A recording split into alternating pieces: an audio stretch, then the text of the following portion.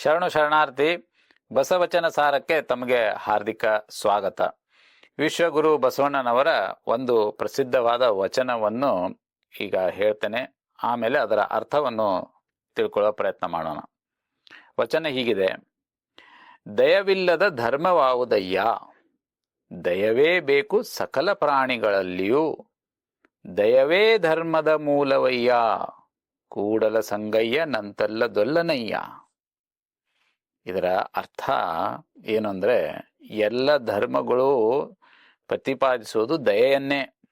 ಎಲ್ಲ ಧರ್ಮಗಳ ಸಾರವೂ ಕೂಡ ದಯೆಯೇ ಆಗಿದೆ. ಲೋಕ ಕಲ್ಯಾಣಕ್ಕಾಗಿ ದಯೆ ಅನ್ನುವಂತಹ ಈ ಗುಣ ಎಲ್ಲರಲ್ಲೂ ಇರಬೇಕು. ಸಕಲ ಜೀವಿಗಳಿಗೆ ಒಳ್ಳೆಯದನ್ನೇ ಬಯಸುವುದೇ ನಿಜವಾದ ಧರ್ಮ. ಇದು ಯಾವುದೇ ಒಂದು ಬಣ್ಣಕ್ಕೆ ಸೀಮಿತವಾದಂತಹ ಧ್ವಜವಲ್ಲ. ಧರ್ಮವಂದ್ರೆ ಕೇವಲ ವಿಭೂತಿಯೋ, ಗಂಧವೋ, ಕುಂಕುಮವೋ, ಮೇಣಬತ್ತಿಯೋ, ಟೋಪಿಯೋ ಹೀಗೆ ಅದಕ್ಕೆ ಸೀಮಿತವಾಗಿಲ್ಲ. ಧರ್ಮ ಎಂಬುದರಲ್ಲಿ ದಯೆ ಇದು ಅತಿ ಮಹತ್ವದ್ದು. ಅದಕ್ಕೆ ದಯವೇ ಧರ್ಮದ ಮೂಲವಯ್ಯ. ಅಂದರೆ ದಯೆ ಇಲ್ಲದೆ ಹೋದಲ್ಲಿ ಅದ ಧರ್ಮನೇ ಅಲ್ಲ. ದಯೆ ಇದ್ದರೇನೆ ಅದಕ್ಕೆ ಧರ್ಮ ಅಂತ ಹೇಳ್ಬೋದು ಅನ್ನೋದನ್ನ ಬಸವಣ್ಣನವರು ಈ ವಚನದ ಮೂಲಕ ಹೇಳ್ತಾರೆ.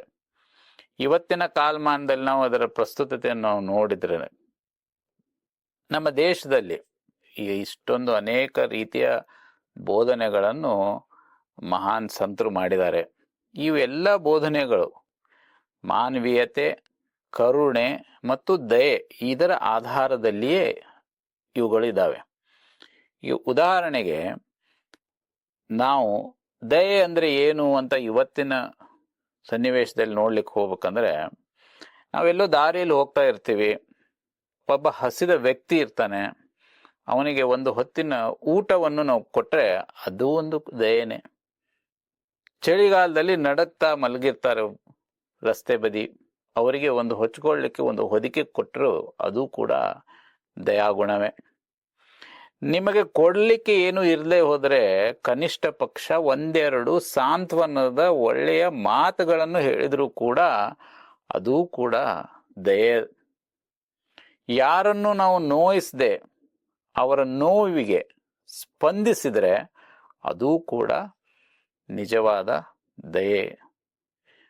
ಈಗ ಇವತ್ತಿನ ಕಾಲದಲ್ಲಿ ನಾವು ನೋಡ್ತೇವೆ, ಆಕ್ಸಿಡೆಂಟ್ಗಳಾದಾಗ ರಸ್ತೆ ಮೇಲೆ ಆ ಆಕ್ಸಿಡೆಂಟ್ ಆಗಿ ನೋವಲ್ಲಿ ಇರುವಂಥ ವ್ಯಕ್ತಿಗೆ ಸಹಾಯ ಮಾಡೋದನ್ನು ಬಿಟ್ಟು ಮೊಬೈಲ್ ತೆಗೆದುಕೊಂಡು ವಿಡಿಯೋವನ್ನು ರೆಕಾರ್ಡ್ ಮಾಡ್ತಾ ಇರ್ತಾರೆ.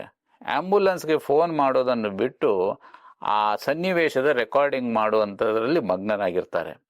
ಇದು ಆಗಬಾರದು. ಇದನ್ನ ಈ ವಚನದಿಂದ ನಾವು ಕಲ್ಕೋಬಹುದು. ದಯೆ ಧರ್ಮದ ಮೂಲವಯ್ಯ.